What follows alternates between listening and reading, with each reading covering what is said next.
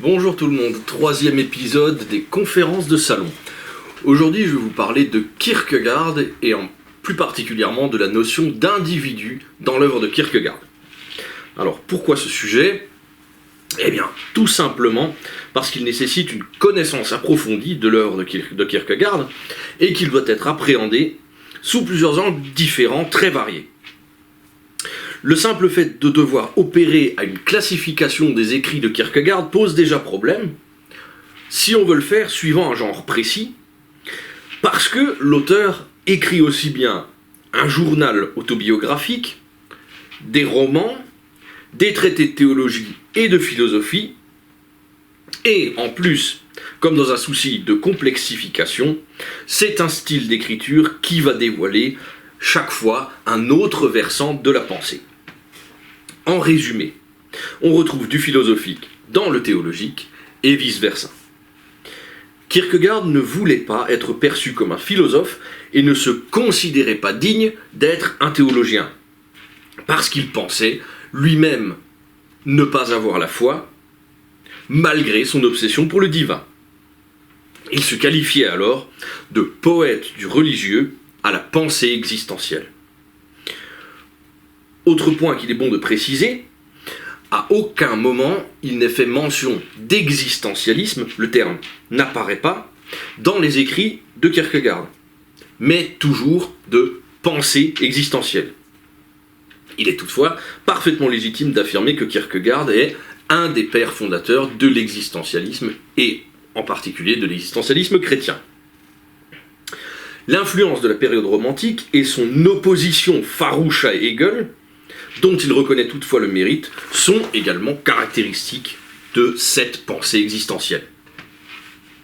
Celle-ci est une pensée anti-système, bien qu'elle soit très minutieusement organisée en un édifice qui peut faire l'objet de représentations schématiques, comme dans le Christ de Kierkegaard de M. Bousquet. On notera par ailleurs la volonté de libérer l'individu du système à travers cette citation cinglante, je cite, « Le système hegelien englobe tout, et ce qu'il n'englobe pas, il le fait par extension de concepts, excepté une chose, en un seul mot, Ich Søren Kierkegaard. » Fin de citation. Kierkegaard a également recours au sarcasme lorsqu'il fait allusion à Hegel, en l'appelant « Maître Hegel » très régulièrement. Pourtant, plus encore qu'Hegel lui-même, ce sont ses successeurs pour lesquels Kierkegaard a le plus d'aversion. Je referme ici cette petite parenthèse indicative et souhaite donner une dernière précision quant aux perspectives d'écriture kierkegaardienne.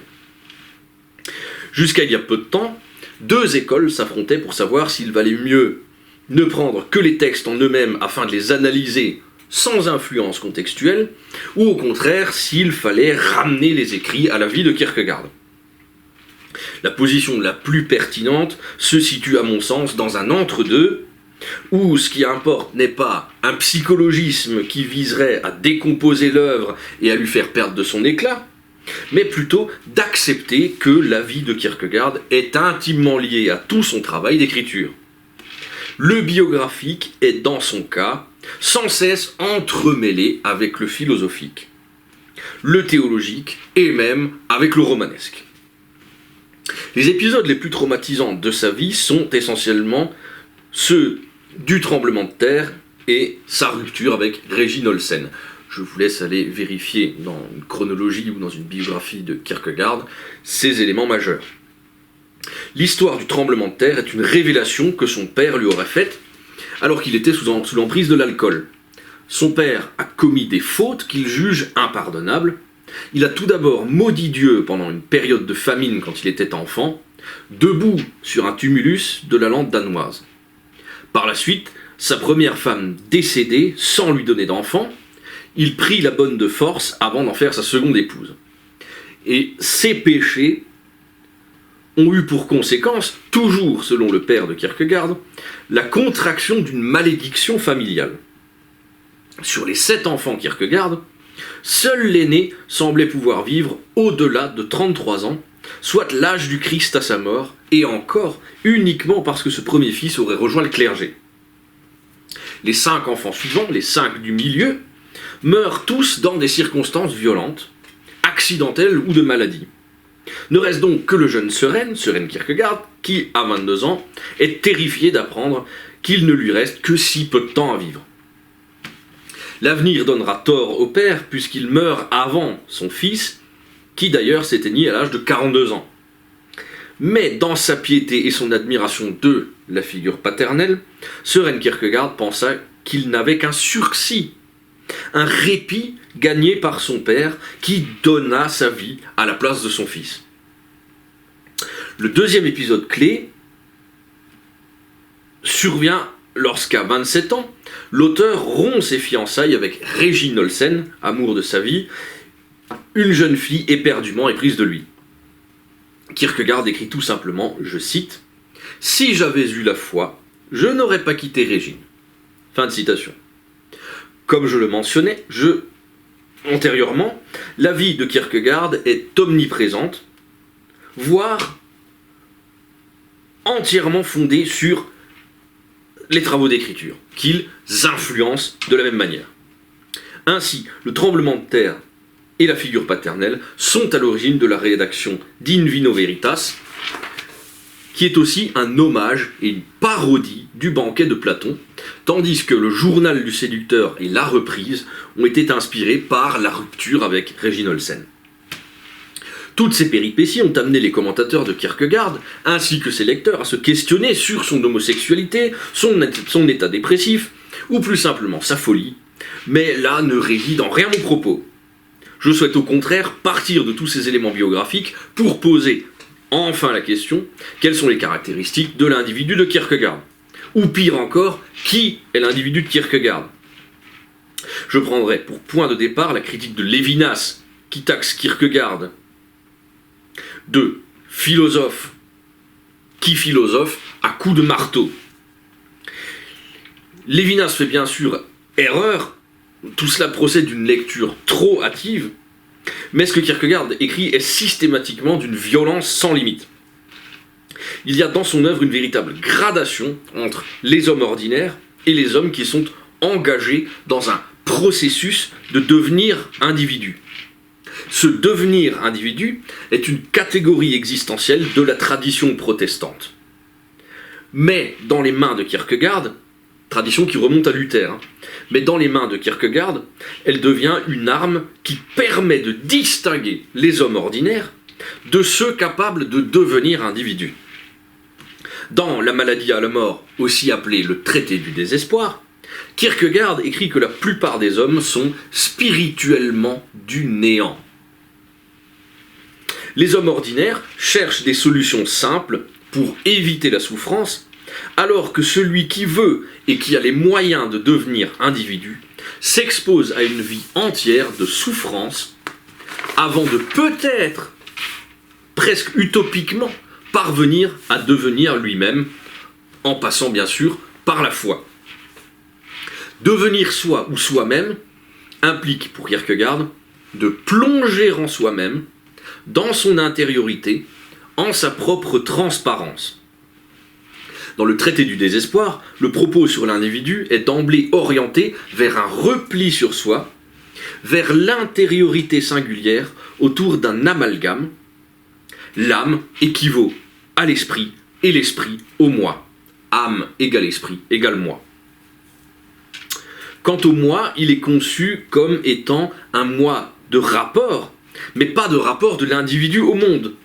Le moi est une sphère close. Je cite, toujours traité du désespoir, « Le moi est un rapport se rapportant à lui-même ». Fin de citation. Toujours dans cette optique extrême de différenciation de l'homme ordinaire dans la sphère existentielle et du général de l'individu en devenir, Kierkegaard soutient que la faculté à devenir individu, à s'élever, dépend directement de la taille du moi. Et j'attire votre attention sur une autre notion existentielle absolument cruciale chez Kierkegaard, à savoir la notion d'intériorité. L'intériorité n'a pas de définition précise, fixe ou figée. L'intériorité est la condition nécessaire à l'homme qui souhaite devenir individu. L'intériorité est plus importante dans la philosophie kierkegaardienne que l'extériorité pour l'individu. Je cite, « L'intériorité est le sérieux de l'existence ». Fin de citation. Le devenir individu est donc un processus de rejet de l'extériorité au profit de l'intériorité. C'est là une difficulté immense pour l'individu qui va être assailli de doutes et d'incertitudes en tout genre. Principalement, l'individu sera la victime de l'angoisse et du désespoir. L'angoisse est tournée vers le choix, vers l'avenir, vers le non encore déterminé. Elle peut être fictive ou réelle, agissant comme un véritable poison pour l'homme. Mais une fois l'objet de l'angoisse actualisé, une fois qu'il devient effectif dans le réel, ou pour le dire simplement, une fois que le pire est arrivé ou a été évité, l'angoisse disparaît. Pourtant, l'angoisse ne s'estompe jamais durablement, elle s'attache tout simplement à un nouvel objet, à un nouvel événement à venir. Un événement non encore advenu dans le réel. Au-delà de l'angoisse se trouve le désespoir, tout à la fois comme différente de l'angoisse et comme une conséquence, comme une dégénérescence ou d'une aggravation de l'angoisse. L'individu ne désespère pas d'un fait ou en raison d'une quelconque cause appartenant à l'extériorité. L'individu désespère de ne pas parvenir à être lui-même ou de ne pas parvenir à devenir lui-même. Il y a plusieurs formes de désespoir, mais toutes sont factices, excepté celle qui consiste à ne pas être soi, à ne pas arriver, à ne pas parvenir à être soi. Les autres désespoirs, les pseudo-désespoirs, trouvent de fausses solutions dans l'extériorité. Mais l'individu désespéré n'a lui qu'une seule et unique solution. Plonger en soi, dans sa propre transparence, comme je l'ai déjà mentionné auparavant. Mais que trouve-t-il en lui-même de salvateur ? Il trouve la voix de Dieu. Toute la constitution de l'individu, dans le cas des chrétiens comme Kierkegaard, ou de tout pratiquant d'une religion monothéiste du XIXe siècle, consiste en une rencontre avec Dieu, et celle-ci ne peut avoir lieu que dans l'intériorité.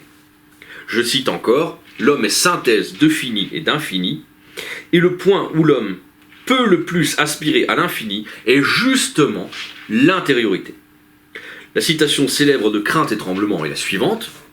« Je me suis rendu compte que j'avais de moins en moins de choses à dire, alors je me suis tu, dans le silence j'ai entendu la voix de Dieu. » Fin de citation. Et ce n'est pas juste une image ou une représentation, comme en atteste l'épitaphe de la tombe de Kierkegaard, où il est question d'un entretien en tête-à-tête, d'un authentique dialogue avec le Christ. Puisque le second thème de cette journée, de cette intervention, est la liberté de l'individu, je crois être en mesure d'affirmer ce qu'est la liberté au sens de Kierkegaard. Pour l'asséner à coups de marteau, la liberté de Kierkegaard est dans l'intériorité. La liberté, en sa plus haute expression pour l'individu, est d'être lui-même, d'être soi. Autre formulation possible, pourtant, et c'est là un élément à bien entendre, Kierkegaard, après avoir rejeté l'extériorité, le monde, la société et autrui, rejette de même la foi communautaire. L'individu tout entier, tourné vers sa foi, ne doit pas pratiquer la foi d'église, ni même se rendre au temple.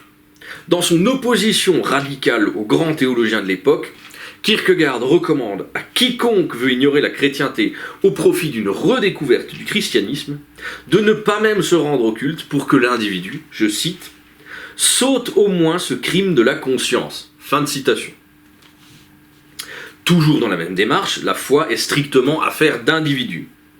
Nul ne peut inculquer la foi ou même témoigner ou expliquer à autrui en quoi elle consiste. La seule leçon de foi qu'on puisse tirer d'autrui est la suivante. Il y a un Dieu et indirectement, un jour, il y eut un Christ. On retrouve cette obstination dans la critique de Luther, dans les écrits tardifs, tels que les œuvres de l'amour ou l'école du christianisme. Je cite, « Luther avait 99 thèses, je n'en ai qu'une, agis comme le Christ. » Fin de citation. En ce qui concerne les représentants du culte, Kierkegaard est tout aussi peu conventionnel. Je cite un article célèbre de l'Instant en 1855, « Les pasteurs sont des cannibales. » Fin de citation. Pourquoi ? Eh bien, parce qu'ils sont des profiteurs, des parasites qui profitent de la chrétienté pour gagner de l'argent et se repaître des paroissiens qu'ils mettent en terre.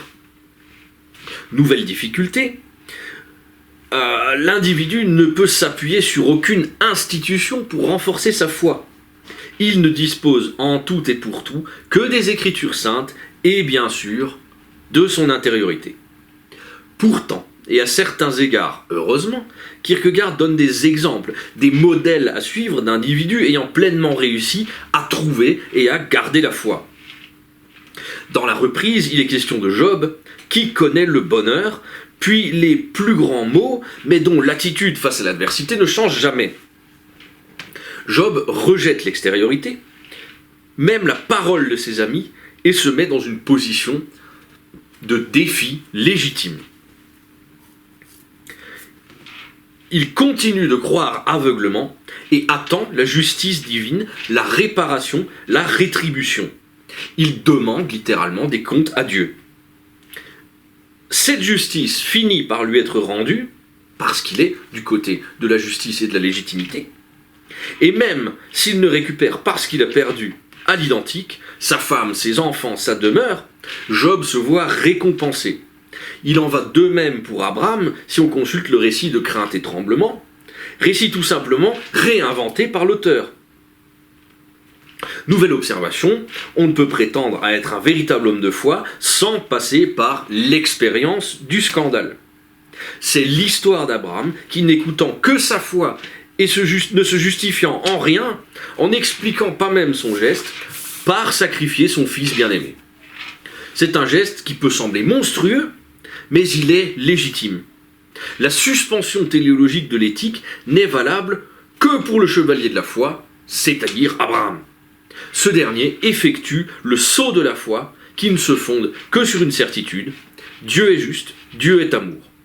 Et effectivement, au dernier moment, Dieu suspend le geste meurtrier d'Abraham. Donc au final, de suspension téléologique de l'éthique dans l'effectivité, il n'y aura jamais.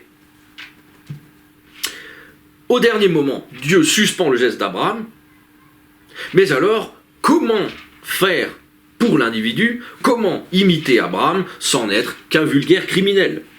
C'est purement et simplement impossible. Kierkegaard soutient que s'il n'a jamais croisé un autre individu digne d'être appelé chevalier de la foi, il y en a peut-être, mais très difficilement concevable. C'est très difficilement concevable. Il donne une description très précise et conserve la possibilité qu'un homme puisse peut-être un jour le devenir. Pour ce faire, l'individu doit faire le saut de la foi, autre notion très obscure. Le saut de la foi permet temporairement à l'individu de quitter la sphère générale, le stade éthique, et d'accéder au divin avant de retourner au monde. La verticalité est une épreuve de foi qui revêt plusieurs formes. Le saut de la foi conduit l'individu vers le ciel, le vertige est une épreuve à surmonter, le saut dans le vide est un mouvement aveugle de pure confiance en Dieu et est le plongeon en soi-même tourné vers l'intériorité. L'individu est en fait invité à agir à l'image du Christ, d'Abraham, de Job, du chevalier de la foi, sans pour autant n'être qu'un pâle imitateur. Dernier point sur lequel j'aimerais insister, jusqu'à présent nous l'avons expliqué, l'individu doit être tout entier tourné vers son devenir, et s'il en est capable, il adviendra à lui-même à la faveur du temps. Dans cette optique, il va franchir différents stades, des étapes dans son existence. Il est très difficile de parler de Kierkegaard en excluant la philosophie des stades qui fait l'objet de ou bien et des étapes sur le chemin de la vie. Il y a 3 stades, esthétique, éthique et religieux. Le stade esthétique est celui du jeune homme, du poète, de la jouissance immédiate et sans lendemain. Il n'y a aucune place pour la foi dans ce stade, sauf par le biais de la poésie, du lyrisme à travers la figure du poète, du religieux. Le stade éthique est celui de l'homme parvenu à maturité qui décide de servir à quelque chose dans la société, pour lui-même et pour autrui. C'est le stade de l'engagement, du mariage, du travail, de la volonté d'agir suivant les préceptes de la morale. Tous les stades doivent, selon la volonté de Kierkegaard, être résolument séparés les uns des autres. Donc l'homme doit basculer de l'esthétique à l'éthique, suivant une décision très ferme, un choix infini. Toutefois, il y a une survivance amoindrie de l'esthétique dans l'éthique et une place au second plan pour l'éthique dans l'esthétique. Le stade qui n'admet plus aucun des deux autres, auquel l'individu accède par le sceau de la foi, mais dans lequel il ne peut perdurer indéfiniment, est le stade religieux. Par conséquent, l'individu qui accède au divin rejette massivement l'extériorité, le monde, autrui, et se retrouve seul avec Dieu dans son intériorité. Je conclurai mon intervention en soulignant la conséquence inévitable de cette pensée du rejet, de tout ce qui n'est pas l'intériorité, à savoir le solipsisme. On a parfois l'impression que Kierkegaard ne parle que de lui-même, pour lui-même, écrit que la vérité est dans la subjectivité et dans l'intériorité seule. Il fait l'objet d'une caricature par un journal satirique danois, Le Corsaire. En 1855, il est représenté se tenant seul au centre du monde. Kierkegaard prend très mal cette parodie et affirme qu'il ne visait pas du tout à atteindre le solipsisme. On pourra cependant relever la mégalomanie classique de l'auteur, qui écrit dans son journal « Quand je serai mort, on dira « Oui, il était exceptionnel ». Fin de citation. Mais, pour prendre à un moment sa défense tout de même, il convient de rappeler qu'à aucun moment il ne condamne le rapport à autrui explicitement, ni ne souhaite abolir la morale. Le sceau de la foi et la suspension téléologique de l'éthique ne sont réservés qu'aux chevaliers de la foi ou à l'individu en tout point exemplaire. Donc, l'accès au stade religieux est très rare et ne saurait concerner que des individus strictement motivés par le bien, d'où l'importance cruciale du vivre ensemble dans le stade éthique, indépassable pour la quasi-totalité des hommes. Je vous remercie.